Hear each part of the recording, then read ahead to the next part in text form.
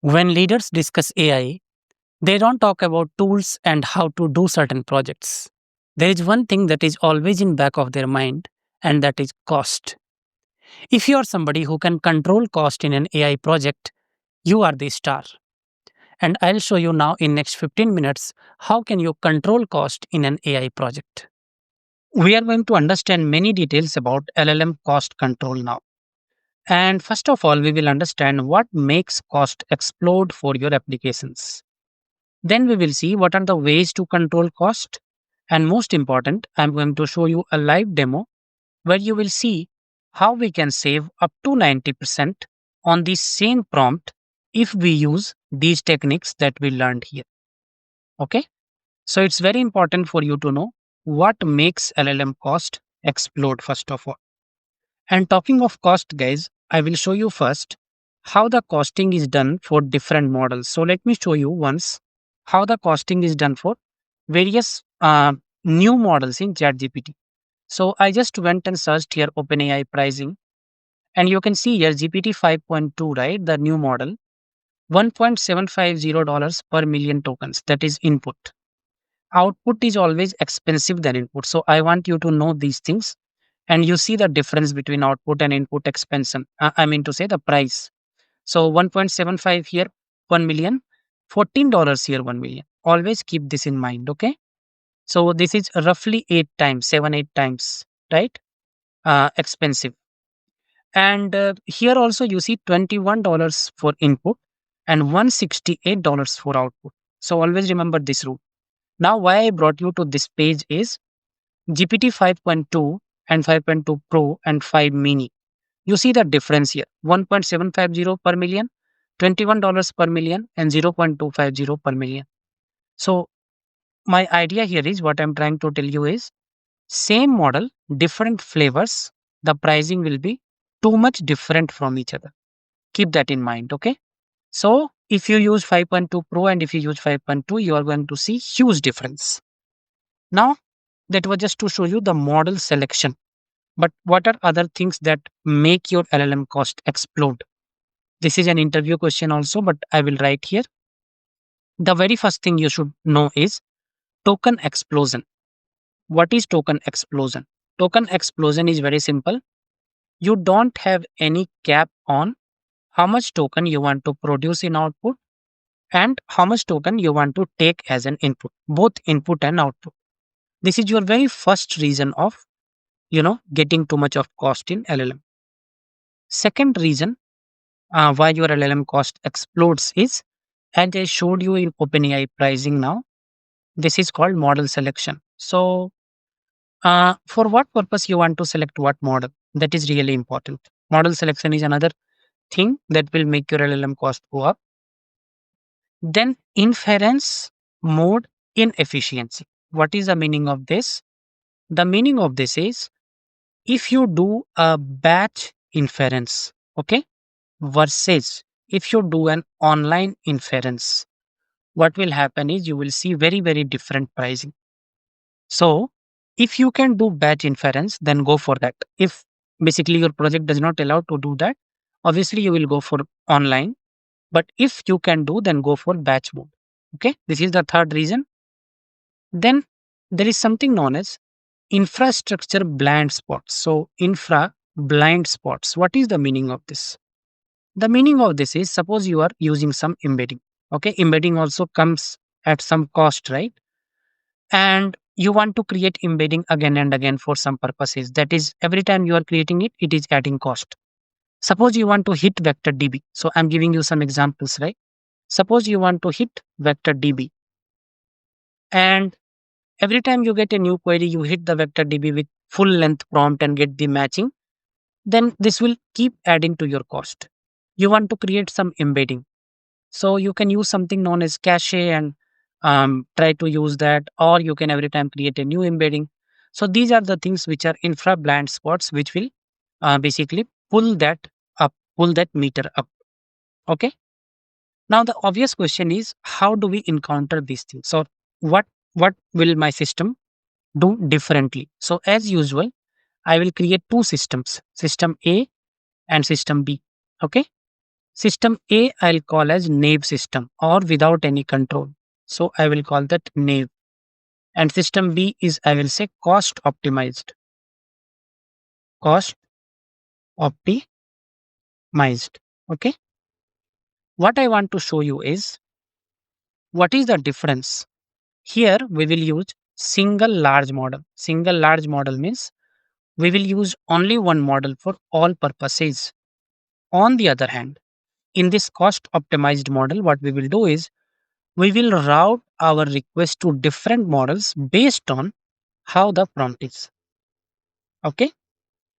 Here we will have no token limit. So this is basically a naive system, right? So no token limit. In cost optimized model, what we will do is we will have token limits on both input and output. Input token, what we will do is we will do prompt optimization so that token becomes small. Output token, we will limit it to some number. Okay. Then what we will do is we will have cost visibility. Cost visibility, what it will tell you is how much of cost is going when I'm invoking a particular model and when I'm routing it to model, right?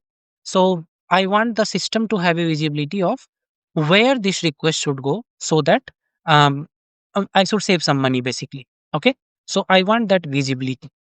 That visibility should be there. So I'm going to show you the project now, but just trying to give you ideas on what all things is there. Okay. And if at all you want, if at all you want, then you can do batching. So here there is no batching.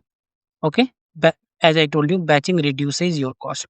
Here there is no batching, but here if you want, you can do the batching. That also is there in my project. Okay. So these are the things, guys, and there are few more things. Let me take you to the code and I'll explain you what it is. So go to GitHub again, like always, and you can go to this project. The project name is LLM cost optimization, right? In this project, as I told you, where LLM cost really comes from. So token explosion, as I told you, output tokens are 4 to 10 times more than input tokens. Fine. So if you keep generating, like I showed you here also, right, 4 to 10 times more than input tokens. If you keep generating, right, then your cost is going to go up. Model selection mistake. Normally people make all the requests they will send to one model only. That's the problem. Inference mode inefficiency, like the way I told, you can do batch and online. Go for batch if latency is not a problem for you. Okay. Infrastructure blind spots, I told you, vector DB queries, embedding generation, these things dominate to your cost. We are going to build two systems. System A naive uses a single GPT-4 turbo for all requests. No token limit, no prompt optimization, no batching, no cost visibility, no routing. Okay, routing means it will route it to the right model. So here cost will grow unpredictably. A simple hello will cost 0.02 cents and it will keep on growing. If you do model routing, you are going to decrease the cost. If you do token budgeting, you are going to decrease the cost. If you do prompt compression, you are going to decrease the cost. Batch inference, you are going to decrease the cost. Embedding optimization, you are going to decrease the cost. My system architecture for the advanced system. So naive system, you can think, right? User query will come, it will hit LLM and response will come. But this is the advanced system. User query will come and then it will go to the router. As you can see, there is one model router file here. I'll walk you through that. Then this router, it will go to the optimizer. So it will compress prompt and set token limit. And then it will go to the inference and then cost calculation will happen. And then the final prediction will happen. And setup is very simple. You can again create a virtual environment, run the packages and run the basically install the packages and run the app. Let me run the app first and show you what I mean by cost control. Okay. So I have already done Python app.py. Let me open this. So let me open this and I'll ask here something. I will ask here, for example, what is use of cinnamon in Indian food? Okay. And I want to see you the compare systems, how it works. So on the left hand side, you have naive system that is expensive. On right hand side, you have optimized system that is cost aware. So when the response comes, I want you to see few things here. And in the bottom, I have given some messages. For example, output tokens cost 4 to 10 times more than input. Model selection is important because for simple tasks, if you take complicated model, that's waste of money. Inference infrastructure. So it has come, guys. Left hand side is your expensive system. Right hand side is your cost aware system. As you can see, there is some response here and there is some better response here. See here, left hand side is your model GPT-4 Turbo. Input 45, output 662, total 707. Input 46 tokens, I mean to say. Output 246, total 292. Here 0.02 and here 0.002. Huge, right? Huge saving. You see the time, full model response, no constraint. Use DPT-4o with 1000 token limit. Okay, cost saving is 87.3%. And this is what you have saved. So, what do you understand by this query? Very simple. If you put some basic practices in your code, right, you are going to save a lot of cost. Let me walk you through the code. Basically, this is a nave system. In the nave system, what will happen? Key setting, etc., is happening. Then there will be a system prompt and there will be a user prompt. See, you are a helpful AI assistant. Provide detailed, comprehensive response to all the queries. Be thorough and explain concepts in depth. Fine. And then one user query will come. And then these are input token, output token, etc. Basically, we are taking those values for record purpose and we are just printing it. Okay, this is your normal nave system. Now, what I told you about the advanced system or cost aware system, I told you that there will be a router. Before router, also, I want to show you something known as cost calculator. If you see this cost calculator, right, you will see that I have three pricing models here: GPT-4o mini, GPT-4o, GPT-4 turbo, and here you can see some numbers. These numbers are nothing but pricing for those models. Okay. It may be little different than actual, but I have tried to keep it actual only. Okay. Vector DB cost per query, embedding cost per 1K. Right. And what this entire script does is it will calculate the cost, calculate total request cost, get the model pricing, get the cost summary, and it will give you total cost, request cost, average cost per request. So basically everything to do with the cost is what this particular script is doing. Now this script will be used in model router. If you see here, from cost calculator import model tier and cost calculator. So if you go here, right, you will see class model tier and class cost calculator. These things it's importing. And based on that, what it will do, it is routing. If you see here, routing rules. Simple patterns are hi, hello, hey, what is your name? How are you? Model is GPT-4 Omni. Okay. Medium patterns are explain, summarize, translate, rewrite. Model is GPT-4o. Complex patterns are analyze, compare, evaluate, design, create. Model is GPT-4 Turbo. And then route will come. What is the job of route? Job of route is just basically route it based on few characteristics. And here query length is also one of the factor. Okay, that will come and that will return which model it should fit to. Right.